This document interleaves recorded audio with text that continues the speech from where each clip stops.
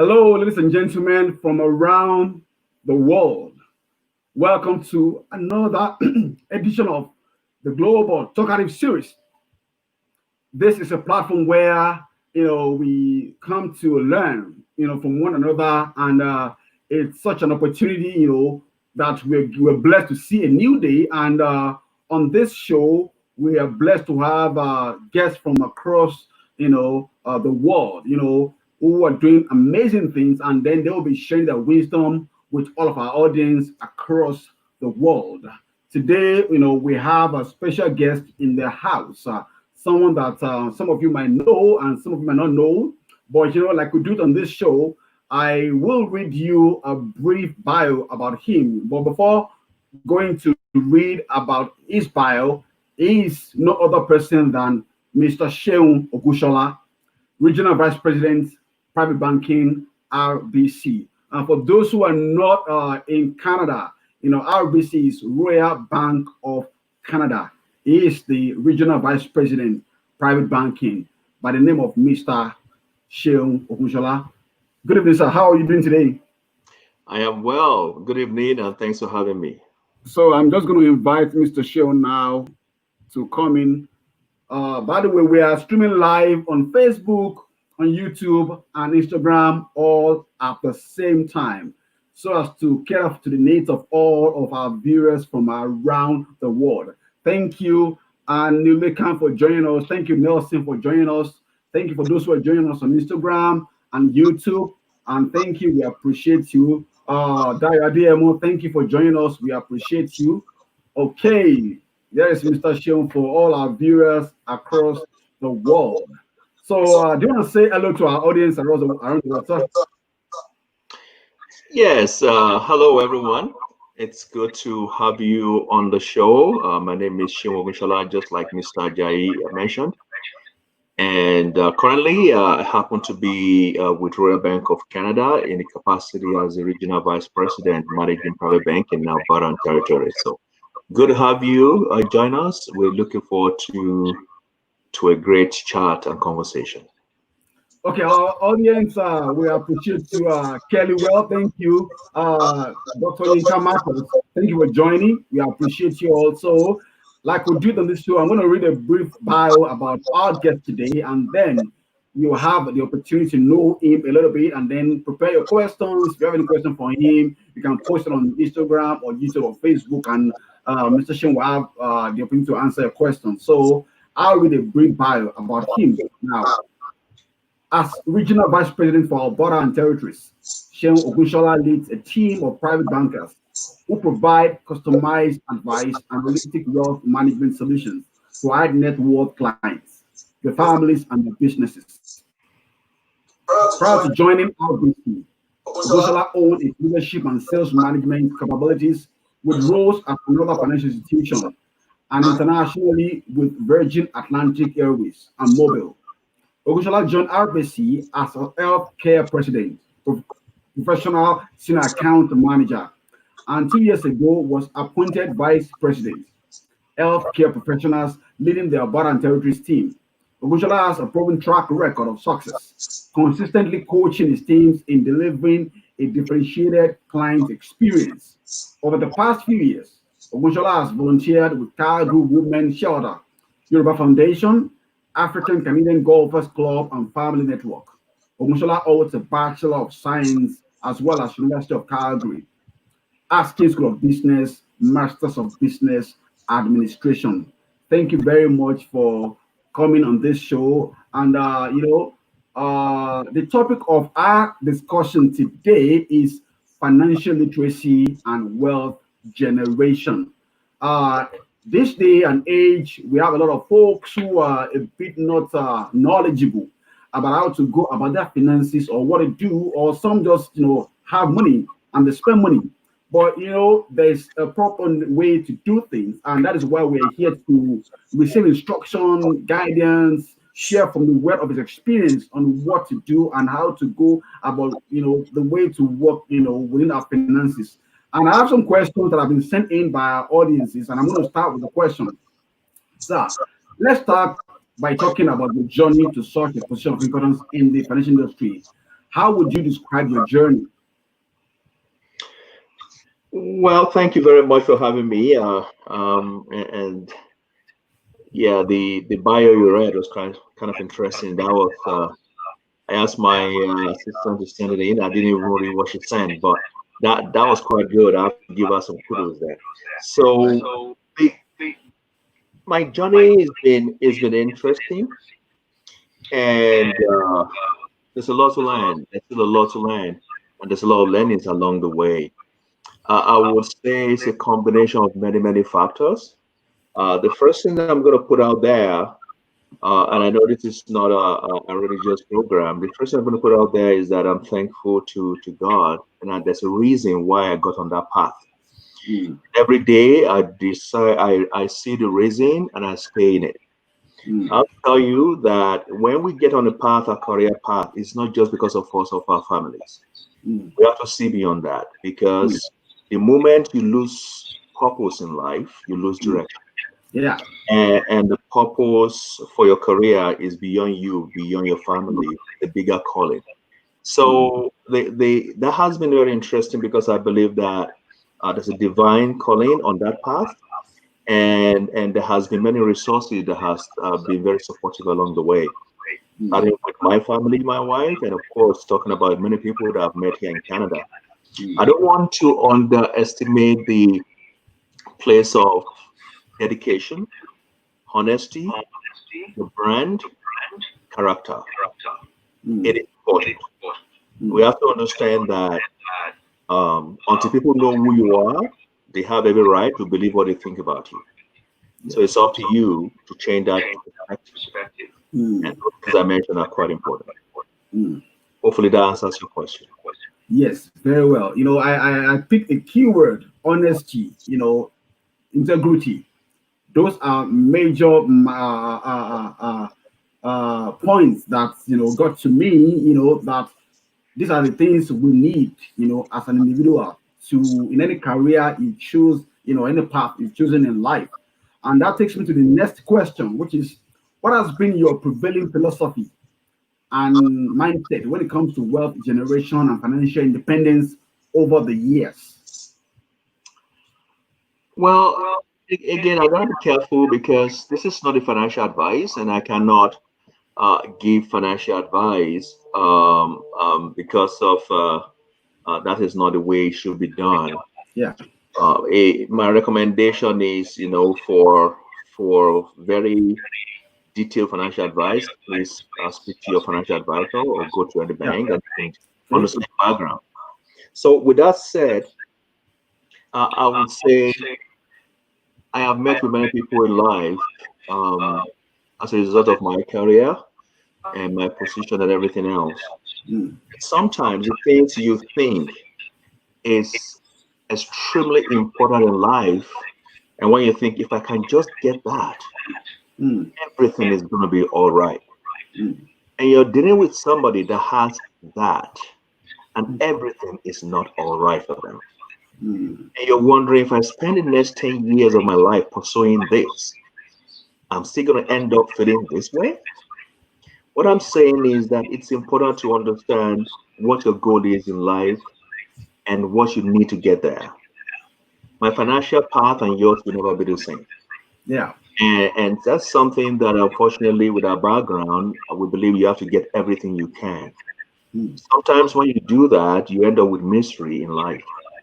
The mm, point I'm trying to say is that when it comes to a philosophy, mindset, financial independence, and wealth generation, is to understand the optimum level where my joy, my happiness, my purpose in life will not be compromised. mm, And that does not mean having 10 million or $20 million. It may mm, mean having just 700,000, 500,000, $200,000. You need to understand that. Do not compromise who you are and what you stand for just because you want to get all you can. So mm, for me, that is a philosophy, and that's what I follow in life. Understanding my path, understanding who I am, understanding the dynamics of my family, and looking at that financial position that gives them that optimal result. You may not know what I'm talking about, but when you see with people that really have money, mm, people that have money, sometimes you don't want to be in their shoes. Whoa. Why do you say that? I wouldn't go into details because I have to be careful. Okay. But but uh, but you have to understand that I've seen that money truly doesn't give happiness and joy, Hmm. and what I see, not in all cases, Hmm. but in some cases, is you build yourself this massive nest that you cannot get out of. You can't walk away from it. You've built it. You are part, the integral part of it, Hmm. and you can't just get up and walk away from it. You are imprisoned by the outcome of your own life. Wow. So that's important. That speaking to an advisor, to a professional, is key. But Hmm. firstly, know exactly who you are. We all know, and we know that even our friends and colleagues here will sometimes say that if you go to Africa, sometimes you go to places where they don't have water, they don't have light, they don't have electricity, they don't have all the facilities we have, but they're happier. Hmm. That's exactly what I'm talking about. Wow. Wow. Understanding yourself. And I think there's a word that came to me. It's about being contented, at every point of your life with what you have. And then, living your life, one day at a time. Thank you very much for that. This is still the Global Talkative Series, a platform where we've come to, rub mind, learn from each other. And our guest today is Mr. Shehu Ogushala, Regional Vice President, Private Banking, RBC. And our topic today is financial literacy and wealth generation. Now, the next question is, let's talk about wealth generation and financial literacy. What is the correlation between these two concepts? Um, I would say information. Hmm. You don't know what you don't know, and you cannot act upon what you don't know. Hmm. And I'm not going to assume that most people on this call are Africans or Nigerians. I'm going to assume that there's a diverse audience. But one thing that we, from some of us that are from Nigeria specifically, we need to start to get information. And when I say that, it's not about getting information from what your friend has told you, what you read on WhatsApp, what you've seen on Facebook. Hmm. Get quality information. So, and that's where financial literacy is important. Hmm. When it comes to the application of the information, that's the different thing. That's what leads to wealth generation. Hmm. But you need to take ownership of educating yourself. Hmm. Take ownership of getting the information you need. Remember where I started from, knowing who you are, what you stand for, what your priorities are, and what your principles in life are. So once you know that, getting the right information that can push you on that path is really, really important. Get Hmm. into seminars. There's so many seminars that are free. Learn as much as you can. Hmm. Don't be in a hurry to make decisions. Know all you need to know before you make decisions. Because the difference between success and failure is always information. Yeah. And you need to understand that. So when it comes to wealth generation, look, again, I've met with many, many, many people. I can't, of course, I can't mention names, but Yeah. people that you know, that you read about. And when I talk to them, and you realize that this guy came across quality information at the right time and they acted on it. Hmm. They get the resources, they trusted themselves, they took risk, Hmm. and they acted on it. Hmm. They're not superhumans. They're just people that decided to act on information that they sought Yeah. after and decided to get.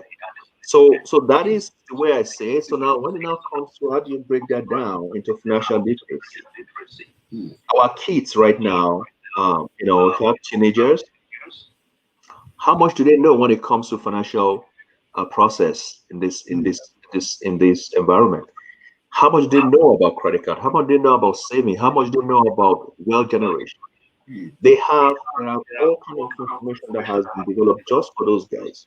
Hmm. And then for yourself, depending on who you are and what you do, how much do you know? Hmm. I put it out there for those that live in Canada. How much of government program that support businesses do you know? mm, And how much do you know of accessing those programs? mm. Look, you need other people's money to build wealth. Wow. And if you don't even know how to access other people's money, how are you going to build wealth? So the literacy part is key, and financial literacy is king. Mm, So if you really want to move ahead, you need to know what other people that are moving ahead know. mm, And it's not going to happen by you sitting on your couch in your living room. mm. Access to information. Now, there's something you said about taking risk. Now, is there at what point, for example, you mentioned about teenagers, who might not really have so much information about financial literacy. How do you think a teenager or someone can take a very, is there anything like taking a very good or calculated risk when it comes to financial literacy? Because risk is risk, but is there anything like taking a calculated risk? Yeah, well, I know we use that word, calculated risk, but I would say informed. You need to be informed. Mm, You need to know the different possible outcomes and the scenarios, and you need to be able to work out what your actions will be for each of the mm, scenario. mm,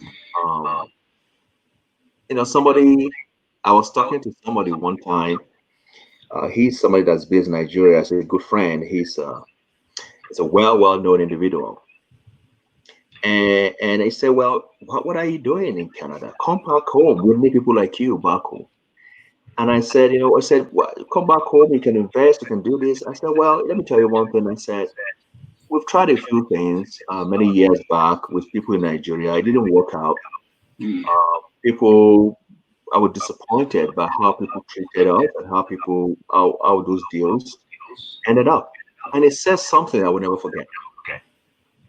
It said, you're right. It said, but this is the way what he found out. Now he found out that when we want to do business, especially back home or anywhere with our people, we hardly do any due diligence. mm, All we do is, well, my cousin called me. They said there's this deal working in Lagos. Everybody else is doing it. Uncle, I need 2 million naira, and I'll give you 15%. And wow. you said, oh, blah, blah, blah. And then you send the money and you're complaining that he hasn't given you the money. How much due diligence have you done? If you want to invest in this system, you will do due diligence. You will check it out. You call this, you call that, you read on the internet. You want to be sure of what you're doing. But we don't do that sometimes when we want to deal with our people or our families or people we know. So, what am I saying? I'm talking about informed information, and you said calculated risk, but it's about being informed and understanding the possible risk that you're getting into. The fact that why it's risky is because you cannot categorically say what the outcome will be, but Mm, why it's very it's calculated risk is you've estimated different outcomes and mm, you're prepared for what those outcomes are going to be. And mm, that depends on your due diligence and information that you have. So yes, you can take calculated risk, and sometimes, like COVID that happened, a lot of businesses are impacted. Nobody knew COVID was going to happen. That is an exception. In the mm. airline, they call it act of God. Yeah. But in the case where you don't have COVID, doesn't happen all the time. Most of the incident that leads to breakdown of financial plan can be controlled or anticipated. Mm, mm, mm. Thank you very much, sir. So I have a question, and it's like two in one question. Said we live in a world where there seems to be saturation of financial education and training. What points or how do you know which is worth pursuing, financial education or training? And are there blueprints to determine which one we should pursue? There's no blueprint. It's the blueprint is you. Hmm, Uh, I'm not the certain businesses I'm never gonna go after. I'm never gonna learn about just because I'm not interested or doesn't align with my values or who I am. hmm, Certain businesses that I love to do, but I'm realistic that I may not have the resources to get into it. And but certain businesses that I feel, you know what, I have a good chance of knowing more about this and making it work. Then you can focus your attention on that. You know, jack of all trades is master of none. Yeah. So it's just a matter of there are many education out there, but it's not for everyone. It's for those that need it. So you got to be specific about what you need. It comes down to your your principle in life. Say you Mm, you want to, let's look at stock market. You want to play in the stock market, and you have money to invest, which is great. And you still have a runway to do that. You're not like 60, 65. If you have a runway to invest in the stock market, you can still lose money and recover. Well, then you need to go and get the education mm, to understand what you're getting into. yeah. You need to get the education. If it's going to take you a year to get the education, do it. Mm, Don't be in a hurry. You save yourself a lot of headache just to get the right education. mm, So that's the way it is. All this information, they're all out there. It's not for everybody to know everything. It's for people specifically in that field to be able to access information required to be able to get ahead in life. You mm, know, I've said a lot so far, and you can see me coming back to information. yeah. I know what I'm talking about because everything that this society is built on is information. Mm, And that is why information is guided. mm, That's why we have privacy laws. mm, Because I cannot just act on what I know. I cannot just tell you what I know. mm, Because if I tell you what I know, that will give you a massive advantage. yeah. The disadvantage of the person that share that with me. Mm, So that's why you have a kind of laws out there that prohibit sharing information that it cannot share mm, because it is so important. mm, So for me, it's all about getting the right information, do your due diligence, understanding which direction you're heading, knowing who you are and what you stand for, thank and you. of it all. Thank you very much. This is Welcome. still, yeah, thank you very much. This is still the Global Talkative Series here with Mr. Shem Ogunshola, the Vice President, Private Banking RBC. I want to say thank you to that guest from Texas, from Roya D, from Calgary, and for Olufemi Mobolaji Ojo, Grace Oshuni, Timothy Akinduro, Ebonluwa, Olo Olodeshiwa, Oluwadele Bolutife, Kelly Well, Oluwadayadeyemo, and Yinka Marcos for all those who are joining us from around the world. We appreciate you. Thank you so much. And our next question is very, a bit similar to this, but it's part of the things that everybody wants to have a kind of a breakthrough moment at some point. Now, let's talk about wealth creation. We live in a society where over each percentage of Canadians or people in the Western world are living paycheck to paycheck. And these numbers are higher in some other nations. How do we break away from this circle and start earning and living better? Breaking away from the circle of paycheck to paycheck and start living, better. Yeah, it's that's a question that you could spend a whole week talking about. It's if you go that down to why, it's probably you don't have enough resources, you don't have enough coming in that can finance your expenses as it is right now. Mm, And that's what it is. That's why you live from paycheck to paycheck. mm, If you like, you can extend that to the quality of the job you have mm, or to state of your business that you're running. Or you can extend that to maybe financial crisis that you're dealing with or that you have to deal with, just like the COVID situation that we're dealing with right now. Now, if it's a temporary shift in your financial situation that is caused by circumstances beyond your control, that has to be isolated and advised upon. I mm. cannot place that here. Yeah. If it's a path that you're on and it's a path that is leading you nowhere when it comes to financial independence. Mm. And that is a different conversation as well. Mm. But one thing is you need to understand is a proper assessment of where you are, the capacity and the strength to make decisions Mm-hmm.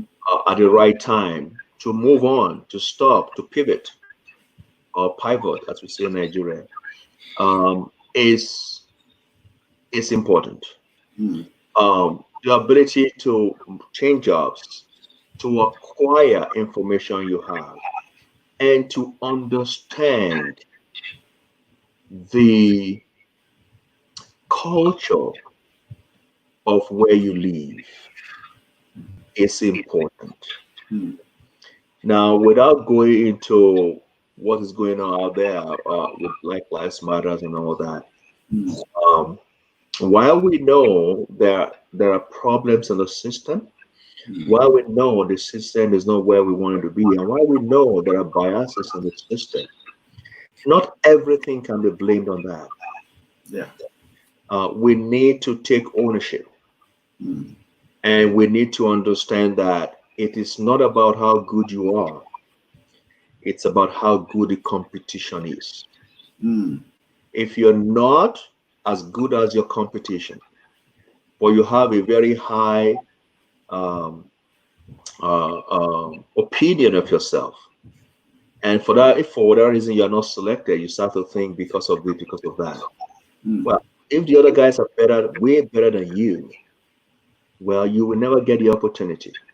Mm. What I'm saying is invest in making sure that when the option is you're part of the option, it will be difficult to ignore Yeah.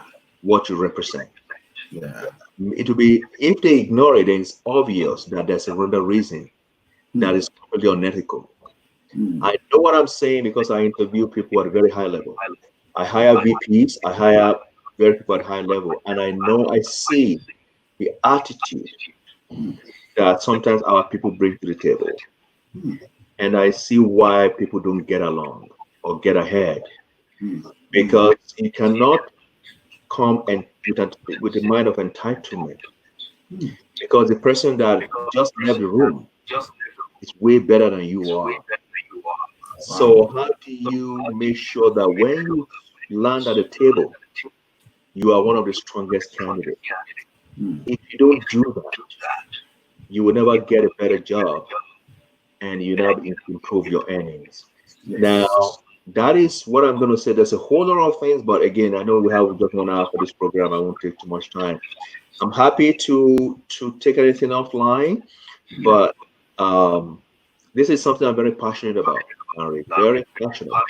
I see many people miss out on incredible opportunity Mm. just because they did not give it what it takes, Wow. Mm. and that should not happen. Yeah. Mm. That buttress the point about taking going after information, having the right attitude, and making sure you surpass the competition for you to have a leverage, among others, so that you don't have the right to blame someone else for any form of misfortune that comes your way. Thank you so much. So I have one other question is let's talk about web building and financial transformation, which is still a bit relevant to this question. What practical steps do you take as an individual to change your lots? It's very similar to the last question. Yeah, it is. Again, you notice I'm completely staying away from financial advice Yeah, because that is not what I should be doing on a public forum. yeah. If you need specific advice for your financial situation, I do recommend please uh, call your financial advisor, go to your bank, and let them sit down and have a very in-depth conversation with you. I can guarantee you, doesn't matter which bank you go to in Canada, you will get qualified people that can have a conversation with you. And there are many of our folks that you already know that you can call up. and check Mhm. on it. So I will answer that question with the fact that I want to stay away from specificity because Yeah. that's not what I should be doing. Now, one thing is I do is make sure that you are well edged. Mm. You got to be well edged when you're in this system or in any system at all. Mm. If your cash flow is very streamlined and it's defined with a single source, you know what that is. Any impact on that cash flow source is going to really impact your family. Mm. So, how do you build your financial um, uh, process in a way that you are well edged? And that's talking about industry, talking about cash flow. Now, if you invested in all your money in a certain industry, there's nothing wrong with it. But you Mm. never know what's going to happen. Nobody ever thought about COVID. When I was in a meeting in Toronto in January, we're talking about 2020. COVID was not part of the agenda. Yeah. Um, and then everything we talked about in that meeting is down the drain. Wow. So things can happen that will completely impact your plan. Mm. So if you invest heavily in one industry, what if something comes up that we don't know today that may impact that industry? Everything you worked for all your life may be at risk. Yeah. So it's always edge your cash flow. Mm. Invest in industries that are not aligned together. Mm. And so that if one industry is suffering, you know that you've got opportunity with the other industry. Yeah. Again, if you want to know more about that, you can do some research back to my first point, and or you can ask your financial advisor, or if you're a business person, talk to your business account manager. They'll be more than happy to advise you. But there are many opportunities out there that can Mm. help you to edge your cash Mm. flow. So that is the way I'm going to answer that question. Yeah, that's That's fair enough. the steps that I take, making Yeah. sure that our cash flow is well edged. Okay, that's fair enough. Thank you very much. So I have another question on the screen. It has been said that you can only be comfortable as an employee and not wealthy, but be rich and wealthy as a business owner. How do you interpret this, and what is your take on this? But be rich and wealthy as a business owner. Business owner. Well, depends on which company you're working for, and depends on how you interpret uh wealthy. Mm. Again, if wealthy for you means having millions and millions of dollars, except you're a CEO of a big company, that's probably never going to happen. Mm. But if I'm assuming that's what you mean to get all you can, Yeah. yes, it is true. Your cash, your up the capacity for you to build as much as possible is limited if you are an employee. Assuming that your drive is to get as much as you can, then certainly you want to looking into being a business owner. But again, it's just saying that I heard that soccer player earn £250,000 a week. Mm. I'll go and start playing soccer. Doesn't work.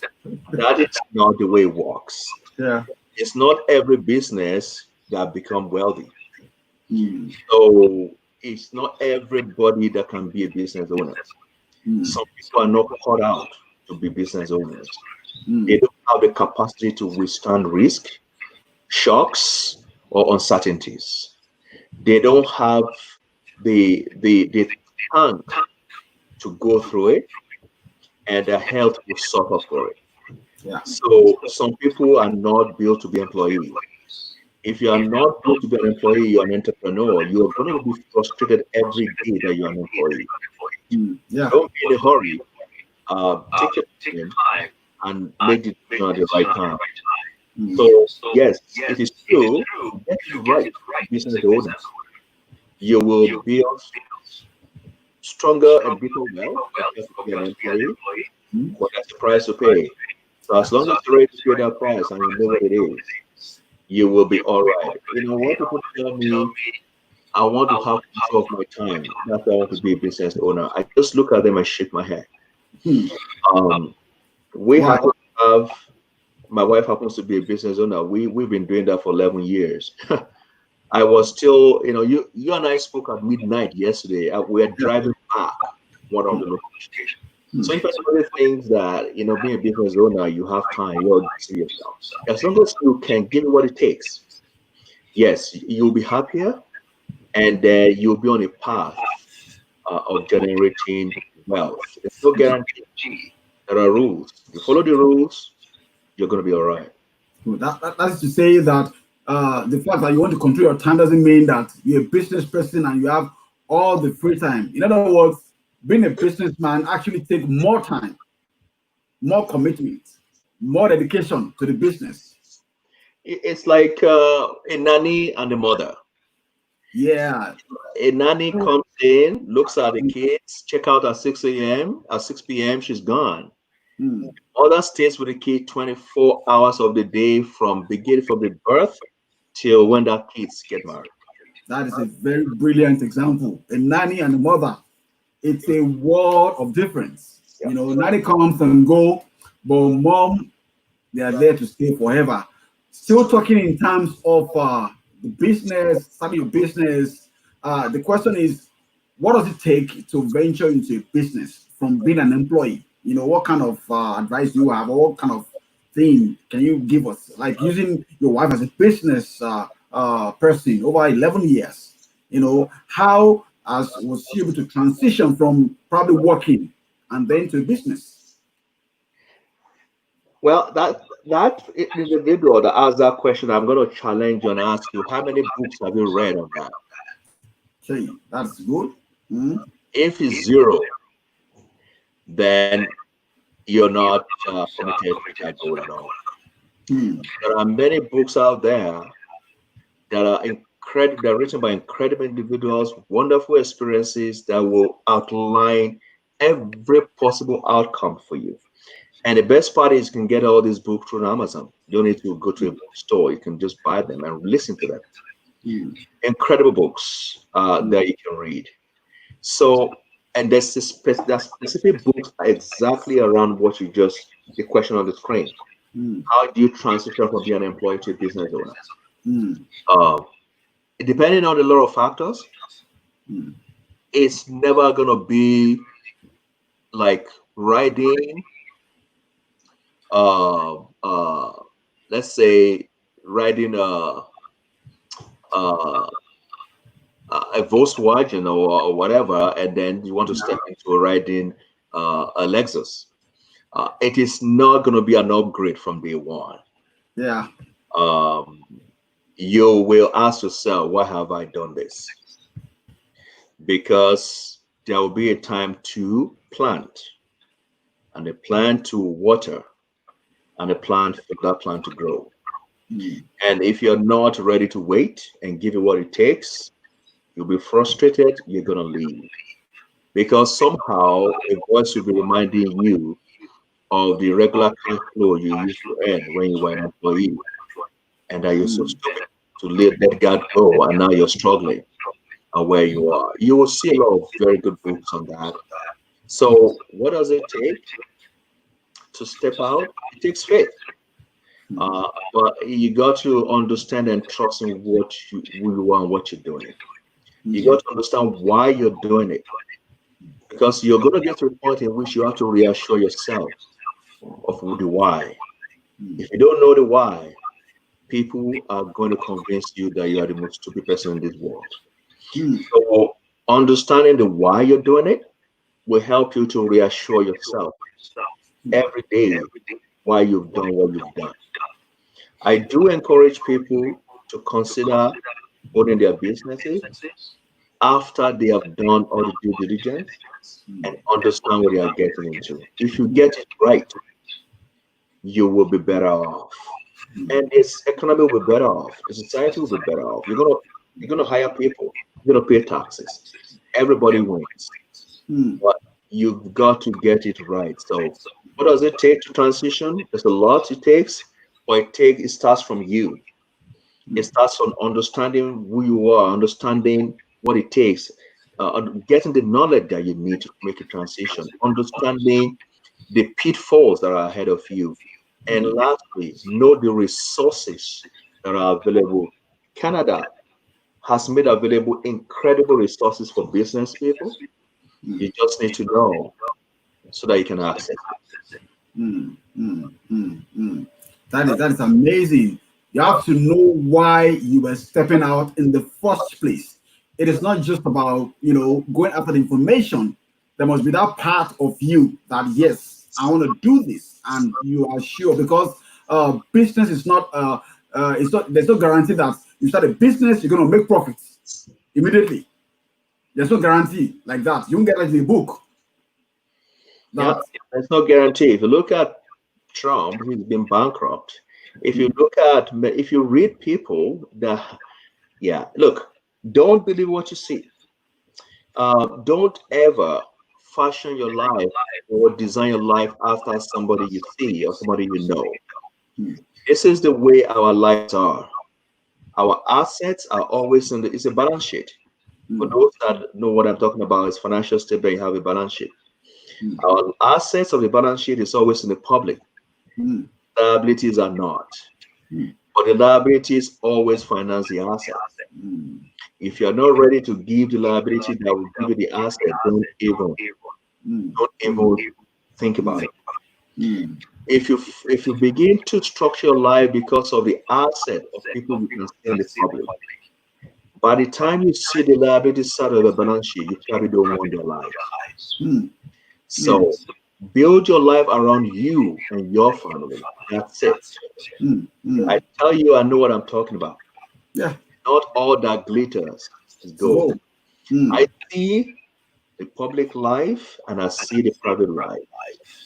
And all you can do is be who you are, understand what you want to do, be clear about what you want to achieve, know what it takes, know the resources you need, know how to get it, and be steadfast. mm. Thank you very much. This is an amazing. This is still the Global Talkative Series, and today's topic is financial literacy and wealth generation with no other person than Mr. Sheun Ogunshola, the Vice President of Private Banking RBC. A lot of folks were asking questions around stocks. That there's someone who said a question, which we're just going to read the question to our audience. Said. Many people are into stocks and they advise that I do it myself and make my own money for myself. The person is asking, what is your take on that? You already answered the question by saying you have to understand why you want to do it. You have to read books, get information. No, because it's not just that people are doing stocks and they ask you to do it yourself. You have to know the way before you go into the market. What do you, well, Well, what, you're right. You're right. We've talked about it. I would never tell the individual not to do stocks. I'm just going to say that don't drive without learning how to drive. hmm, If you get in the vehicle without learning how to drive, you are going to crash. It's guaranteed. You can take it to the bank. yeah, that, So if you want to do stock, just understand what you're getting into. hmm, If hmm, it's that easy and straightforward, everybody's going to be doing it. hmm. I know I have a friend that lost $2 million in the last 6 months. Wow. Wow. So, well, I'm just saying, there's nothing wrong in doing stuff. Just Hmm. understand what you're into, understand how it runs, understand what it takes. Again, get education, get Hmm. education, Hmm. and get enlightenment. If Hmm. you put all your savings in stock, it's back to what I said. That is not very smart Hmm. because stock is cyclical. Hmm. It will give and it will take. Hmm. So that's just the way it goes. Just have to have the wisdom to know what to do at the right time. Thank you very much, sir. We have one more question, some other questions coming in. This, what will you say to someone with lots of debts and financial troubles out there? Well, the first thing is, how did you get there in the first place? Hmm. How? If you do a proper assessment of how you got there in the first place, and if it's behavioral, you've got to make changes. If it's just circumstances beyond your control, you got to accept it. Hmm. There's no point beating yourself down over something that you did not create. Or if it's behavioral, you're buying more than you can afford, well, you've got to do something about that. And once that is done, I would say if you approach, depending on where the debts are, if you approach the banks, they can help you to restructure your debt and make it affordable for you to pay it back. You know, in spite of everything you've heard about banks, banks are not waiting in the corner waiting for you to fail. In fact, banks have no interest in you failing. They will do everything to make sure you succeed because it is in their interest that you succeed. Yeah. So, but the worst thing you can do is not to engage your bank when you have trouble. Hmm. They will come to their conclusion. They will assume you're running. They will assume you're irresponsible, and they will take action. Hmm. As long as you are communicating with your bank, no matter your situation, they will work with you. Hmm. They will continue to work with you and make sure that they can help you out of it. Hmm. So, to that individual, I would say engage your bank, let them understand what you are into. If it's behavioral, they work with you. If it's a budget issue, they work with you. If a situation beyond your control, and suddenly you lost your job, or sickness or illness, or a loss of a spouse, things like that, they'll still work with you and give you proper counsel and advice. But it comes down to why and how do you get there in the first place, Hmm. and what is the plan for you to get out. You Yeah. cannot make that plan by yourself. You need your financial advisor to work with you. That is amazing. To our audience, this is still the Global Talkative Series. Here, from our studios here here in Calgary, Canada. And our guest today is Mr. Shehu Ogunshola, the Regional Vice President, Private Banking, RBC. And our topic of discussion today is financial literacy and wealth generation. Thank you for those who are joining us from around the world. A question just came in from Dami Adamson. Said, "What is your opinion regarding all the financial easing going on? Is this good economy? Is this good economy in the long term?" Probably the person is referring to the palliative measures from the federal government, the CRB, the all those money that's been given to individuals. Well, if you look at the national income equation, somebody's got to spend. And when the household is not able to spend, when business is unable to spend, when the net of export and import has been paralyzed, government has to spend. Hmm. So it's whether it's good or bad is not the question now. The question is to keep the economy moving, somebody needs to be spending. Hmm. And with COVID rolling into town, every aspect of national income was paralyzed. Yeah. So the only institution that always has the capability to spend under every condition is the government. Hmm. Now, once that is done, how we get out of it is a different conversation. Hmm.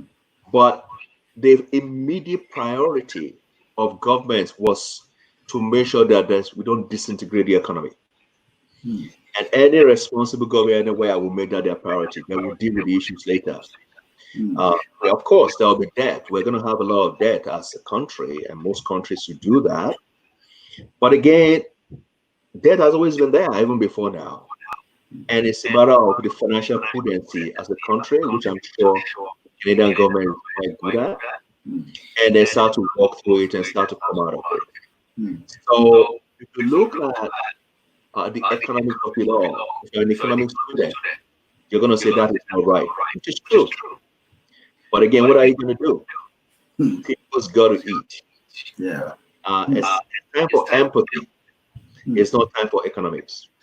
We'll Wow. get to economics later. Let's deal with empathy right now. Wow. That That is. individual that can eat, that doesn't have job, people that can't pay their bills, they can't pay their rent. They don't care about debt right now. They just want to survive. Yeah. Hmm. That is amazing. Empathy before economics, so as to take care of the the citizenry, because if you don't take care of the people, they are the ones that are still going to work to build the economy. So why don't you just it's like I see it as a big father, who is taking care of his children, so that at some point the children will have enough power and strength when the man is old or whatever. The man can take care, the children can take care of the man after some time. That is a lot of wisdom. We have about 6 minutes more, on this global talkative series. And I want to ask this question: since the COVID-19, in what way has this affected your business or your work? I guess how have you been managing coping with this COVID-19? Work, family. Yeah, it's again depending on who you ask, but since you're asking me, given what I do, our work has basically like almost doubled. Uh, Wow. we do a lot more than we used to do before COVID, just because again back to empathy. We deal with people, we deal with lives, we deal with Yeah. goals, we deal with families, and this is a time for you to show up. Um, Time for you to show up. Time for you to understand that people need people now, Mm, mm, and it takes a lot more hours for us to do that. mm. So we start work 8 o'clock in the morning or before 8, sometimes 7 a.m. Or if I have to connect with Toronto, 6 a.m. And then it keeps going till 7 p.m., 8 p.m. Um, and when you're done, you're completely done. So that's the way it's impacted me. It's a lot more work that needs to be done, and that's what we're dealing with right now. I just want to say, as all that is happening, we need to keep an eye on our mental state. Mm, All of us, no matter what you're dealing with, please. This is not the time to keep yelling at your kids. mm, This is not the time to be arguing too much with your spouse. mm. This is the time for tolerance, because everybody is having this differently, and you may not know. Yeah. This is time for tolerance, and that is important as we all live with each other in the home Mm. and deal with many things that we didn't really plan for, or things that we're not equipped to deal with. As we always say, there's no playbook for COVID. Yes. Um, so we all have to figure it out first. Mm. That is amazing. Thank you very much for your time today. Based on your last point, there's every tendency for people to react as a result of what is going on and happening around them. Maybe there's I heard stories of husband and wife working in the hospitality industry, and both of them lost their job because nobody's coming to the hotel, and they lost their job, and that alone can affect them psychologically. They have kids, they've got bills to pay, they've got other things to do. This is very important. Like a viewer said, mental health is always priority, which is key, and that is and thank you for mentioning that. It's been an awesome time today on the Global Talkative Series with Mr. Sheon Ogunshola, the Regional Vice President, Private Banking, RBC, talking to us through financial literacy and wealth generation. In just like 1 minute, what word do you want to say to our audience out there, basically, in closing? We will survive Hmm, and we will thrive. hmm, But let's get information, hmm, understand the resources around you, get people that you need, and act on it. hmm, hmm, Don't be afraid. No matter what you do, you'll make mistakes. hmm, But make sure that you anticipate what the different outcomes will be and be prepared for it. hmm. Thank you very much. Someone just sent a question now on Facebook. I guess the person will have to probably go back to the tape and listen to this video from the beginning, saying that, sir, what are some unconventional sources of finance for intending business owners, especially immigrants? Uh, since we still have 3 minutes, I'll take that. Yes, Oh, Adeola Okwetu. Is it the same Adeola Okwetu I know? possible, It's possible. if it's the same one I know, he knows the answer to that. But but if you say unconventional, I'm not sure if you're referring to the regular banking sources. If you're not, I'm not. I'll be careful to mention anything outside what I should be talking about. So there are people out there, the organizations out there that will extend facilities at very, very high interest rate. I'm not going to use this platform to talk about it. I'm only going to talk about what is right for this audience, which is the banks. They will always have the lowest interest rate. The government has different programs that you can leverage, that you can access as well. But it's important. And let me just quickly say this, and I'm sure everybody on the line knows. Do not take your credit score for granted. By the time you need it, you'll find out that's too late. If you've got bills to pay, pay. You can't pay all the company and make arrangement. Don't take it for granted, because everything we're talking about today, you would need your credit to access it. And if you damage your credit, it's like your GPA when you were all back at school. Yeah. It's easy to destroy, incredibly hard to build. Wow. So please, span out your credit. And if your credit is in good shape, you could access resources with anyone else in this. That is a word of advice. Keep your credit intact. It's like your GPA. Without that, without having a good GPA, it might be difficult for you to progress academically. The same thing, talking in terms of financial literacy and wealth generation in this Western world, or anywhere you are, it is important for you to have a good credit rating so that you can access some of these opportunities that we've spoken about today. Thank you very much, sir, for taking time out of your busy schedule, to come on this show today. We appreciate you. Thank you for the wisdom, for the word of advice, the information, understanding yourself, know the why you want to go into business. If you intend to go to business, those are wisdom and nuggets of truth that we can't forget. And to our audience all across the world, thank you for hanging out with us today on the Global Talkative Series. I'm still Lanre Ajayi, and thank you for today. And we hope to bring you an exciting episode, very soon with another wonderful guest. It's bye for now. Thank you. Have a wonderful day.